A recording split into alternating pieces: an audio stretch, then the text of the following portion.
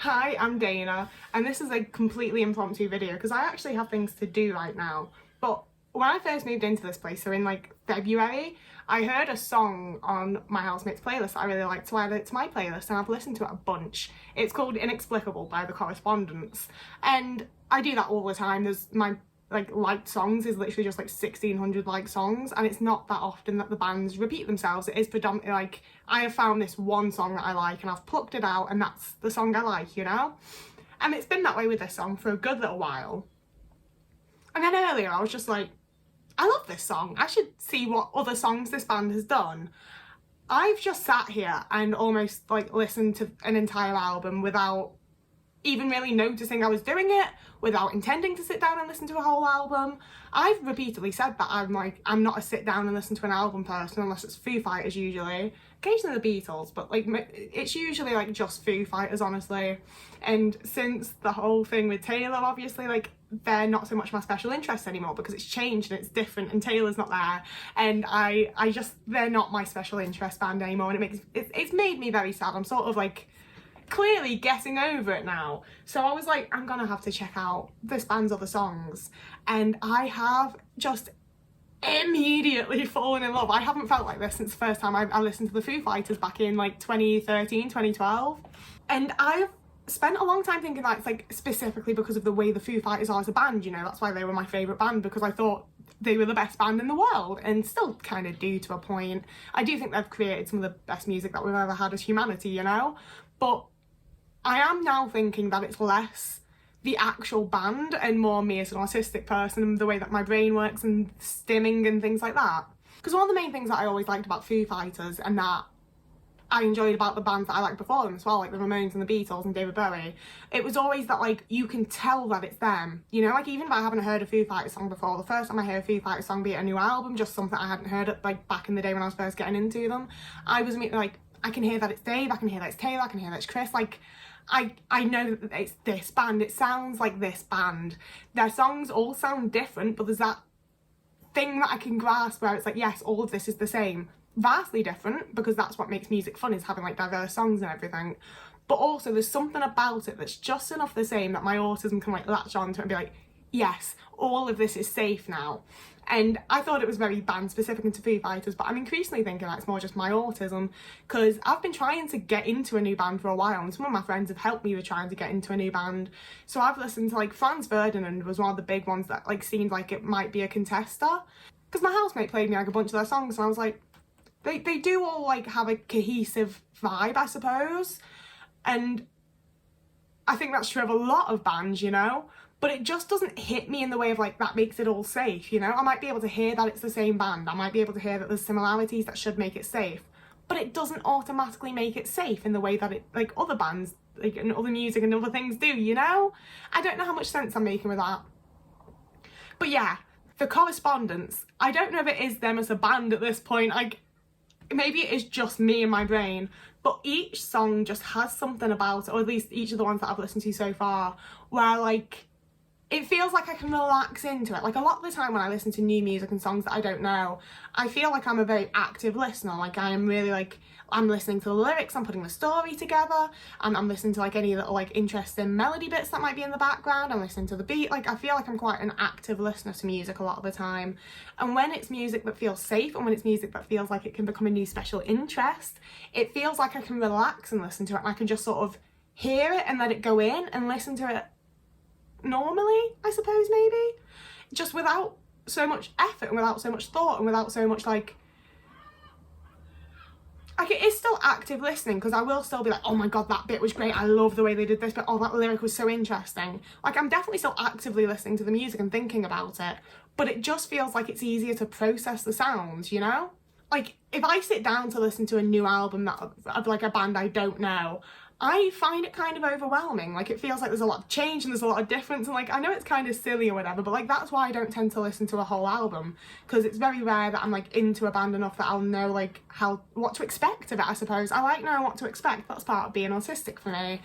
That's what it is. It's like, because it feels safe and because I kind of feel like I know what to expect from the band, I can relax more while I'm listening to it and not feel so like overwhelmed and so like all of this is new and all stuff to process all at once. Like it feels like, because some of it's sort of familiar and feels safe, like I say, and like feels like it's like a God, there's a word here, like a signature of the band. It feels like I don't have to process quite as much information from a new song as I do if I don't have like any expectation of the band or musician, or like if it's just lots of new music, you know? But the thing is, and I think I've done this in like every video where I talk about special interest, is that it's a downside at times, because right now I feel this like absolute joy and excitement, and I really want to listen to more often. It's all I want to do. I want to sit down and listen to like every fucking bit of music that I've ever released, and then Google them and hope to God that none of them have done anything fucking awful. You know, like it's where, like it's just so exciting, and so much excitement for me on like the day-to-day is like things to do with like life, you know. It's about like going out and seeing people, so it's all excitement that also comes with anxiety, and for me often the anxiety like completely overrides whatever excitement I'm feeling. Like I may as well not be excited because I'm so anxious. And also the physical like representations of manifestations, the physical things you get from being excited or anxious are so similar that I read them almost entirely as like anxiety signals.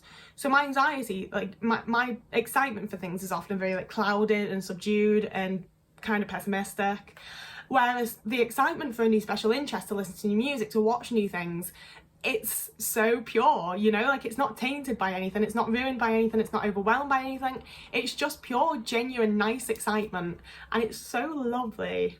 But like I was saying, the downside is that like I am currently trying to be a productive person. I have like my own creative things I want to do, and that means that I have a song I've typed a song, let's face it. I'm using GarageBand, like the software instruments. So I've like typed a song and I'm ready to do vocals on it. And I've like warmed up a little bit, you know, like I am intending to do vocals. And I might do it. I might also just sit and listen to this band until like, the reason that I want to do vocals now is because my housemate's out and I don't want my housemate hearing me struggling and attempting to sing, you know? So I have to do it now. My housemate, you know, not to shade him, he's not out that often. Like, he has a social life, he goes out, I'm not shading him, but you know, like, he's here reasonably often, and I don't want to, you know, it's a bit different like singing along in the shower versus like, here's me with my headphones on trying to do the best vocal take I possibly can while not being a very good singer. I don't want him to hear that, he doesn't want to hear that. I need to do it now. But it's also right now that this fucking manifestation of a new special interest has decided to form. And I do also think that some degree of that is because he's out. So like, it's when my housemate isn't here that I am my most genuine, true, unmasked self, I've realised. I really thought I was doing a good job of unmasking around him. And I think I am, really. But I'm definitely not like as unmasked around him as I thought I was. And I think that that's why I've been struggling to like get into a new band and find a new music special interest, especially when it's been him trying to help me. And it was lovely, it was a nice experience to like sit and chill together and listen to music and be like, oh yeah, I like that, oh I don't like that. Like, it was fun, but you know, it didn't actually help me to find my new special interest. Whereas the moment he fucking goes out and I'm just putting some music on to do the dishes and I'm like, maybe I will look into this band a bit more, boom, new special interest right there, just out of nowhere. And just briefly before I go, this isn't going to be a very long video, I don't think, but I've realised recently as well that I don't know, I definitely use the terminology of hyperfixations alongside special interests, because I view like my special interests are things like Doctor Who and Lord of the Rings, where it's like I've been into this shit since I was 8 years old and it always brings me the same level of joy, I'm always interested in it. Like, there's never a time that I'm like not into Doctor Who and Lord of the Rings, you know? But then there's other things that I sort of cycle through more. And then there's other things that are just sort of like secondary special interests almost, you know, like I really love Our Flag Means Death and I really adore like the whole, like a lot of the stuff that Taika Waititi's doing. And, you know, there's lots of things that I would consider to be special interests, but that I'm not always into. And that like there's sometimes when you could talk to me about it and I'd be like, yeah, I've watched it. And I'd be like a completely normal person about what we do in the shadows. And then there's other times when like you mention it to me, I'm gonna be like, who do you ship? What's going on? Why have you seen up to? This is my favourite episode, this is my favourite line, this is my favourite Laszlo line. Like, there's times when it's like my life, you know? And then there's other times when I'm like, that is a show I watched and enjoyed. And that's where like, because it comes back, I consider it to be a special interest.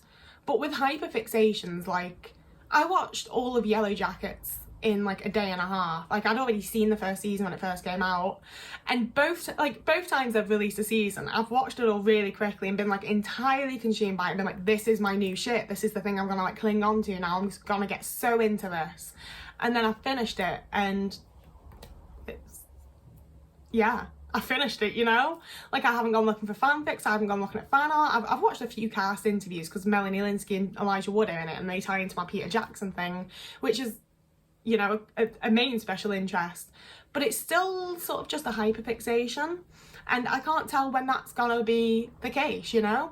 As much as I am making this video, it's like, I have a new special interest band, the reality is this could be a hyperfixation band. I could wake up tomorrow morning and not fancy listening to any more of them. I don't really know.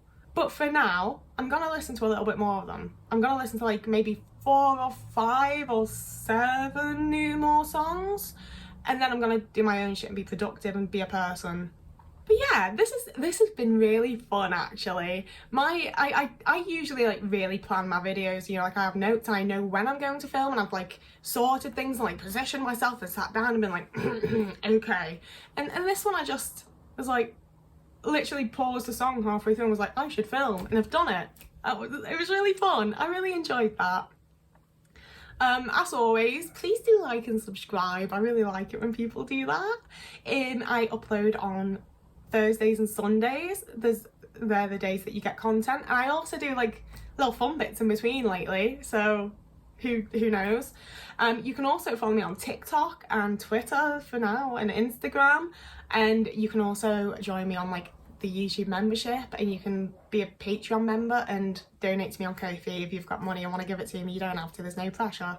So I think that's all I say at the end. See, that's why I have to plan videos, because now I'm like, am I meant to do something more? Am I meant to like be promoting something more? What am I meant to do? I think I've said it all, so I'm gonna do my actual outro bit, which I was on like one of those horrible little forums about YouTubers the other day where everyone just like tears into them. I just lurk and read things and occasionally snigger. But one of them was like, oh my god, why is she still doing it? Bear in mind, it's not about me, I don't have enough followers for that. Completely different, unrelated YouTuber. They were like, oh my god, why does she do that cringy little outro? No one does that anymore. And I was like, people not do outros anymore? Because like I know everyone has to do the like, please like and subscribe, but apparently people don't do the little like wordy outros. And I think that's very sad. I really enjoyed that when I was like first emerging onto YouTube as a teenager. So whoever you are, wherever you are, I hope you have a lovely morning, evening, day, afternoon, week, month, year, and I'll see you again in a couple of days. Turns out one of them's already dead.